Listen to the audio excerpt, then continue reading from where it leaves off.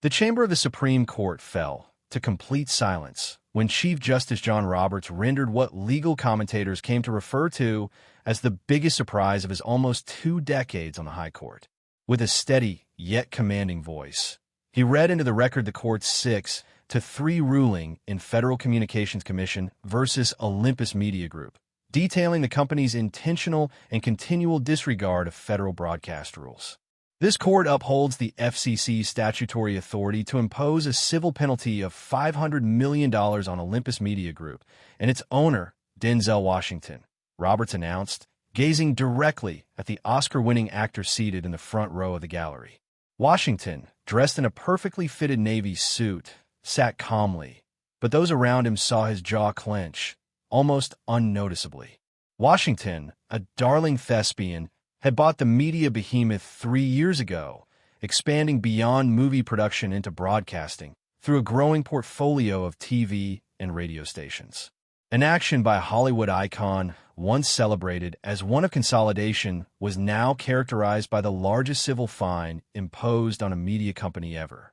As Roberts continued to detail the regulatory violations concerning covert political content and unlawful data collection, Washington remained motionless, his face unreadable. Reporters tapped furiously at their phones. Stock analysts calculated the potential harm to Olympus Media stock, and attorneys exchanged shocked glances at the record-breaking magnitude of the fine. What no one in the room could have expected was what came next. In the course of just 72 hours, Denzel Washington would make a gesture so surprising, so tactically sound, and so contrary to the expected legal and public relations strategy that it would not only nullify and invalidate the court's substantial fine, but also transform the dynamic between the entertainment industry, regulatory agencies, and the judicial system for centuries.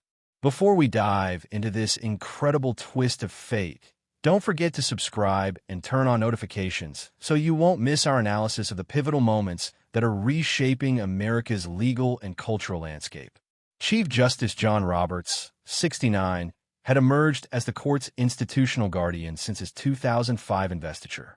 A Harvard-educated jurist, Roberts had steered the court through steadily partisanizing political trends, steadfastly presenting himself as a moderate but politically conservative figure. Known for being a meticulous and reflective opinion author, Roberts had sought to sustain the court's credibility while gradually putting his judicial imagination into practice. The Olympus Media case was a significant test of his reaction to regulatory authority in the digital age. As traditional media evolved into sophisticated digital platforms, the boundaries of FCC authority became more hotly contested. Roberts had already griped about overregulation, as well as the inability of the prevailing paradigms to adapt to new technologies. To Roberts, the game was worth more than this one case. The authority of the court to challenge the powers of both federal bureaucracies and media giants would measure its utility in the era of the Internet. A ruling perceived as either too deferential to regulators or too soft on media giants could jeopardize the court's delicate balance of power. In the meantime, Denzel Washington, 69, had transcended his role as one of Hollywood's most respected actors to become a cultural icon. With 2 Oscars and a 40-year career, Washington's evolution from actor to filmmaker, producer, and media entrepreneur was achieved when he used his enormous wealth to acquire Olympus Media Group in 2022. Washington's acquisition was hailed as a milestone achievement in media ownership diversity. His vision for establishing authentic representation on entertainment avenues and creating long-term wealth in underrepresented communities found traction across the political spectrum. With Krask at the helm, Olympus's cluster of regional TV and radio stations grew rapidly, often moving into markets less frequently skipped over by big conglomerates. Olympus faced regulatory issues when some of its stations aired documentary programs on environmental justice and voting rights concerns without sufficient notice to political groups that sponsored the programs. At about the same time, the company's online operations were found to be collecting viewers' data in ways that circumvented disclosure obligations. Initially, the FCC's fines were small, but Olympus's consistent non-cooperation because managers believed the rules were selectively enforced, led to increasingly substantial fines.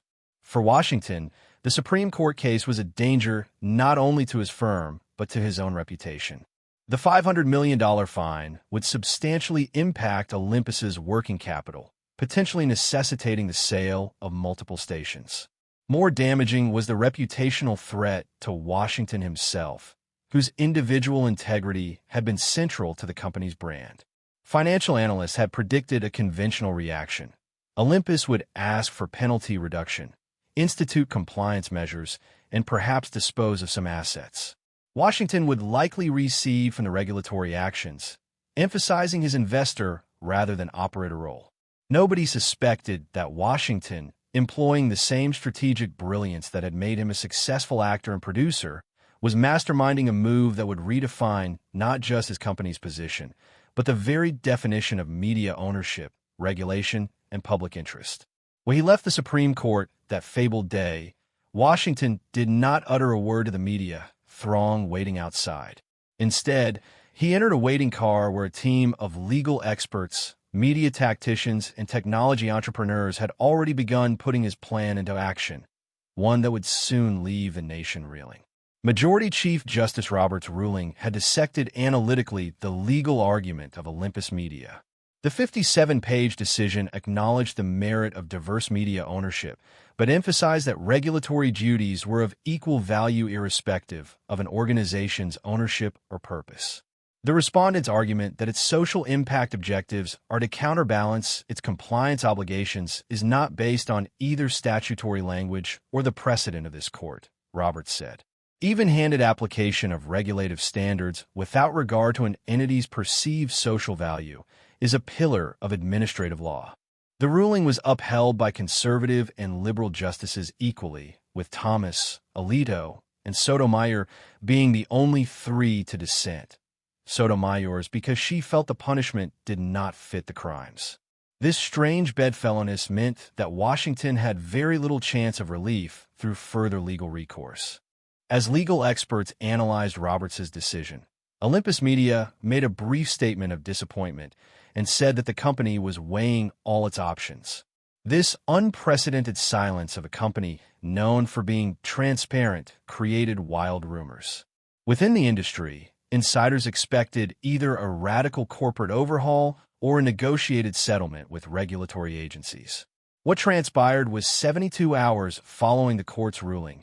Denzel Washington called a press conference at Olympus headquarters in Atlanta. Rather than arriving with lawyers or executives, Washington was alone at the podium, his commanding presence at once quieting the room of reporters.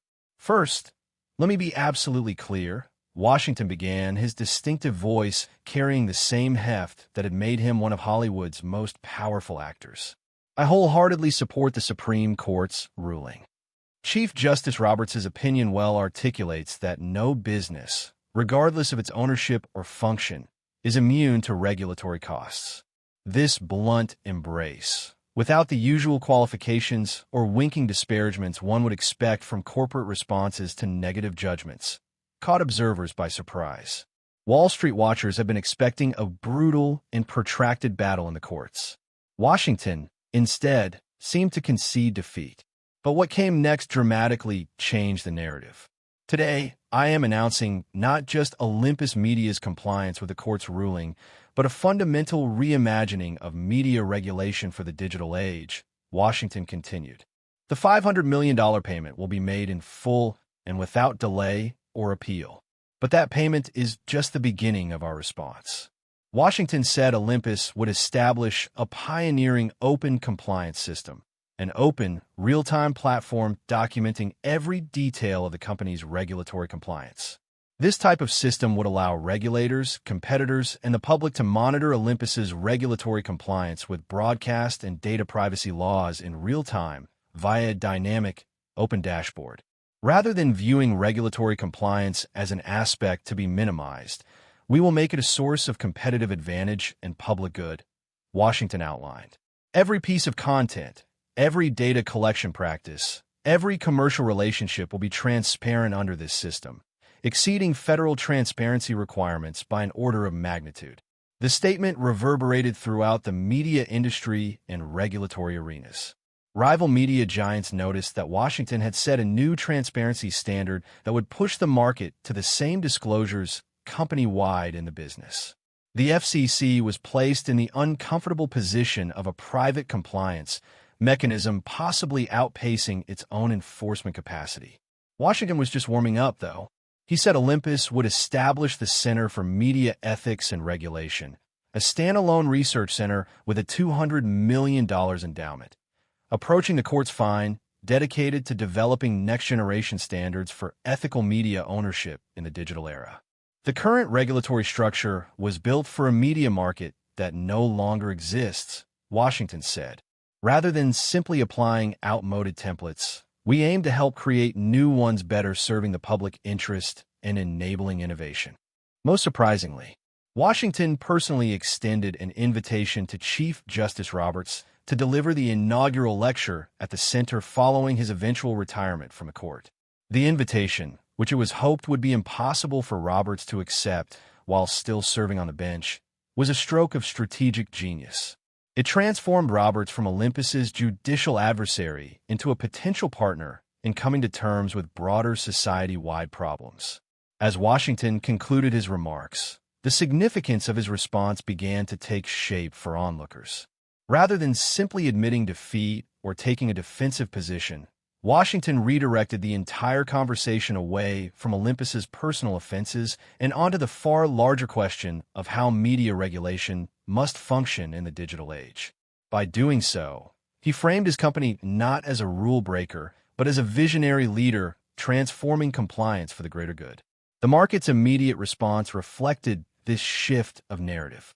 Olympus Media's shares, which had dived following the court's ruling, began stabilizing and even rising as investors realized that Washington's approach could boost the company's market position despite the massive financial penalty.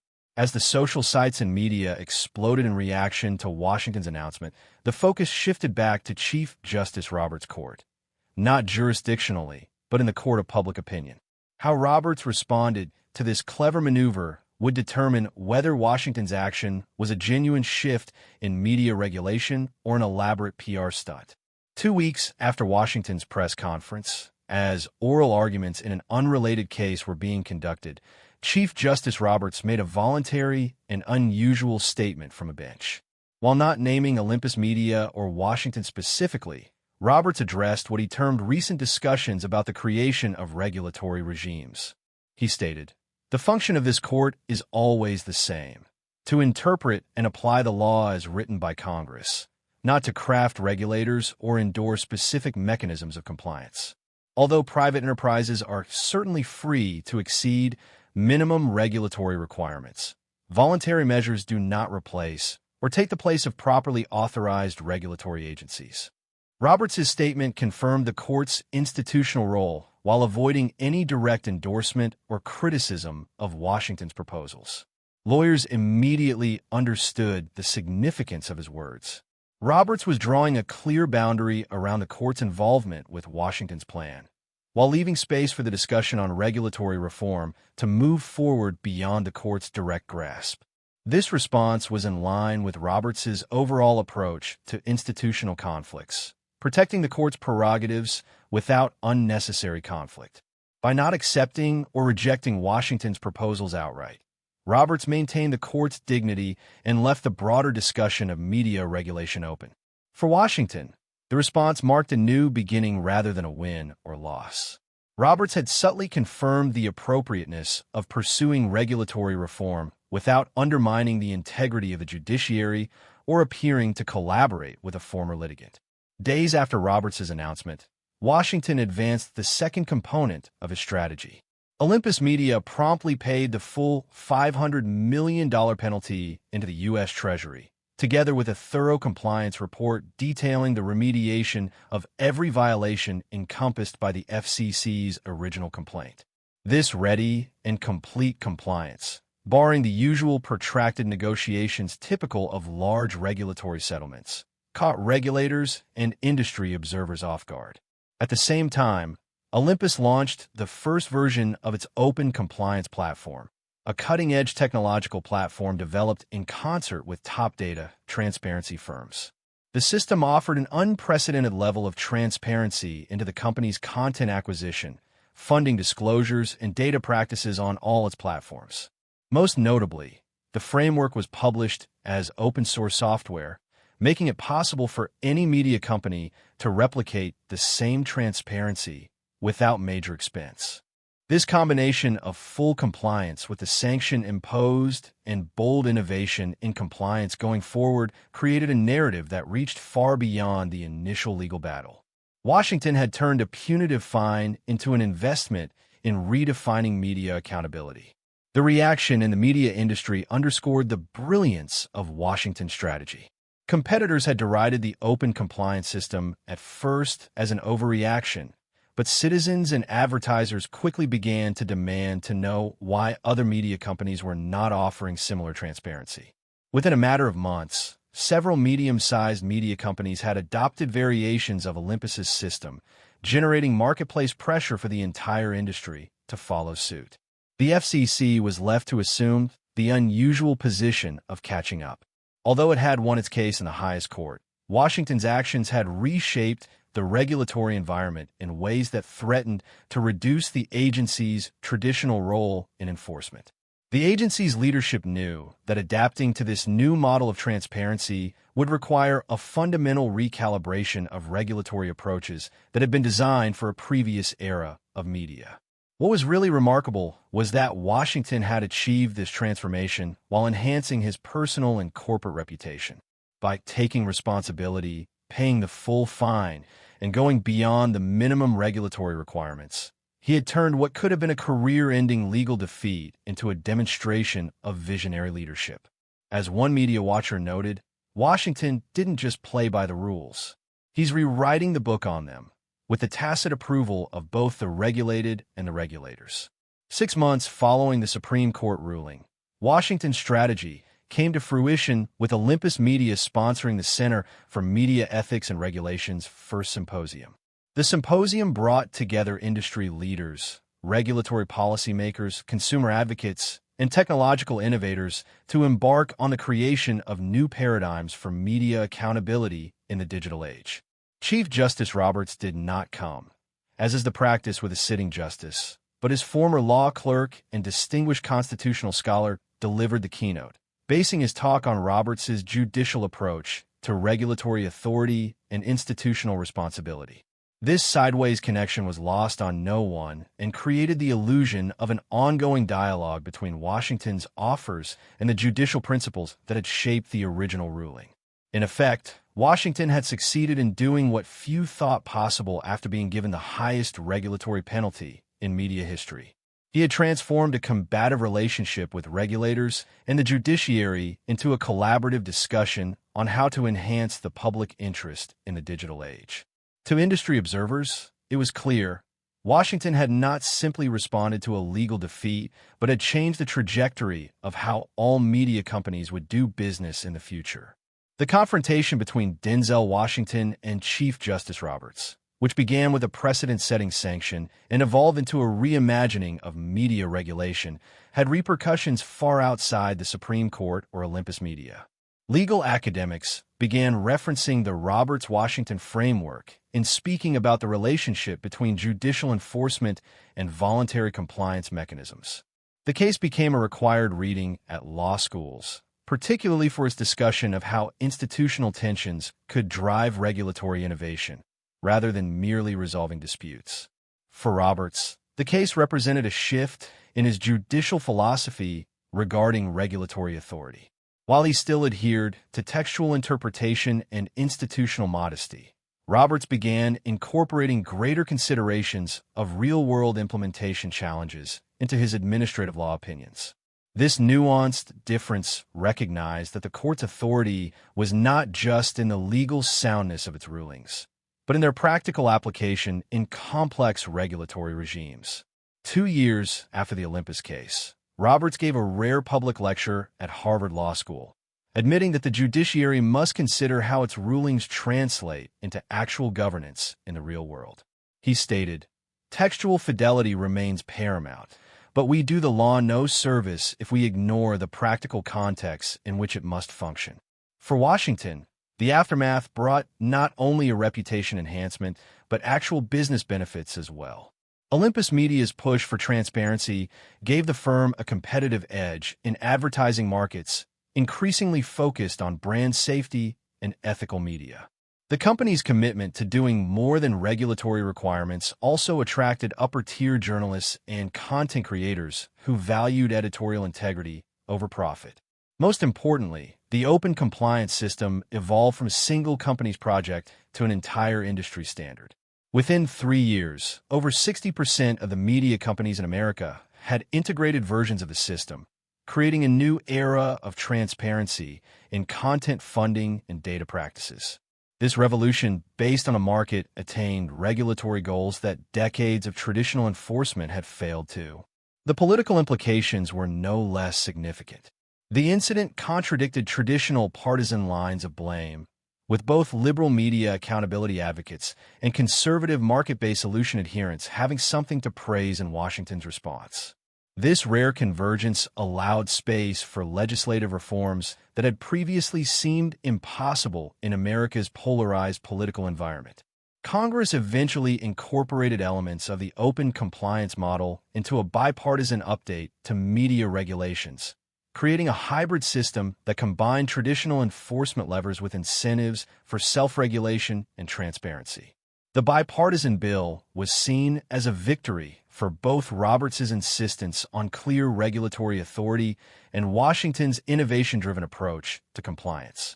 For the American public, the most tangible result was a media landscape with far greater transparency than ever previously.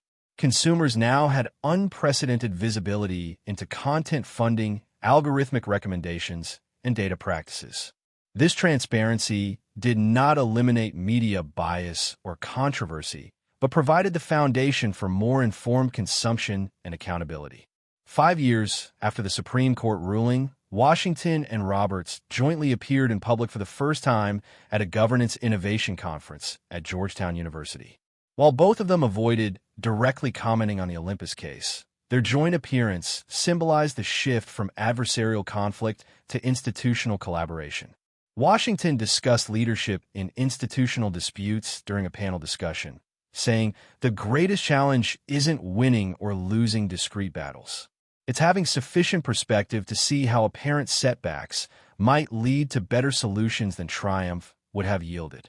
Later, on the same panel, Roberts said the following: "Institutions function best when they maintain their distinct roles and powers while remaining open to how other institutions might complement their activities. Judicial decisions are conclusions of a sort, but often beginnings of another sort.